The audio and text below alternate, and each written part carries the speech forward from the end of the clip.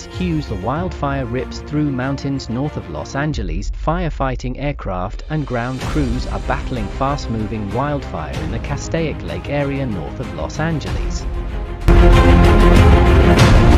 Firefighters said on Wednesday the Hughes fire in the Castaic Lake area of Los Angeles County, located about 80 kilometers or 50 miles north of the city of Los Angeles, prompted evacuation orders to local residents amid the immediate threat to life due to the blaze. An estimated 18,600 people live in the local community where ferocious flames devoured trees and brush on the hillsides around Castaic Lake.